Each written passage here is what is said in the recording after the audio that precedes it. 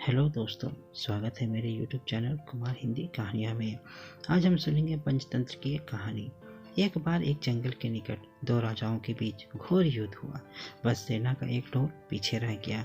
जिस ढोल को बजा बजा कर सेना के साथ गए भांड व चारण रात को राजाओं की वीरता की कहानियाँ सुनाते थे। युद्ध के बाद एक दिन आंधी आई। आंधी के जोर में वह ढोल लुढ़कता बुढ़कता एक सूखे पेड़ के पास जाकर टिक गया।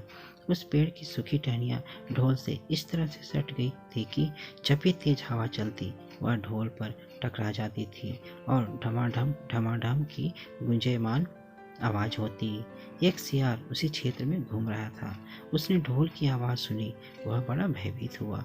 ऐसी अजीब आवाज बोलते उसने पहले किसी जानवर को नहीं सुना था और वह सोचने लगा कि यह कैसा जानवर है जो ऐसी जोरदार आवाज में बोलता है।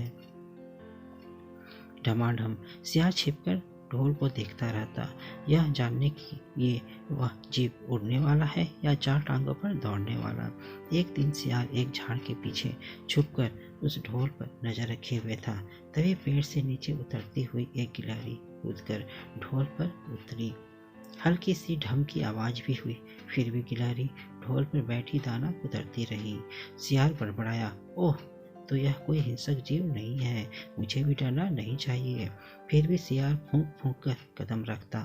ढोल के निकट गया, उसे सूंघा। ढोल का उसे ना कहीं सिर नजर आया और न ही पैर। तभी हवा के एक झोंके से टहनियाँ उस ढोल से टकराई। ढम की आवाज हुई और सियार उछलकर पीछे जा गिरा। अब समझ आया। सियार उठने की कोशिश करता हुआ बोला, यह तो बाहर का खोल है, जीव इसके अंदर है। आवाज बता रही है कि जो कोई जीव इस खोल के भीतर रहता है वह बहुत मोटा ताजा होना चाहिए, चर्बी से भरा शरीर, तभी यह ढम ढम की जोरदार बोली बोलता है। अपनी बांध में घुसते ही सियार ने अपनी सियारी से बोला, ओ सियारी, दावत खाने के लिए तैयार हो जा। एक मोटे ताजे शिकार का पता लगा कर आया हूँ। सियारी पूछने लगी, फिर तुम उसे मारकर ही क्यों नहीं लाए? सियार ने उसे झिड़कते हुए कहा, क्योंकि मैं तेरी तरह मूर्ख नहीं हूँ। वह एक खोल के भीतर छिपा बैठा है। खोल ऐसा है कि उसमें दो तरफ सूखी चमड़ी के दरवाजे हैं। मैं एक तरफ से हाथ डाल उसे पकड़ने की कोशिश करता तो वह दूसरे दरवाजे से ना भाग जाता। एक दिन चांद निकलने पर दोनों उस ढोल की ओर गए। जब वह निकट पहुंच ही रहे थे कि फिर हवा से टहनियाँ ढोल पर टकराई और ढम ढम की आवाज निकली। तभी सियार ने सियारी के कान में बोला, सुनिए उसकी आवाज, जरा सोचो, जिसकी आवाज ऐसी गहरी है वह खुद कितना मोटा ताजा होगा।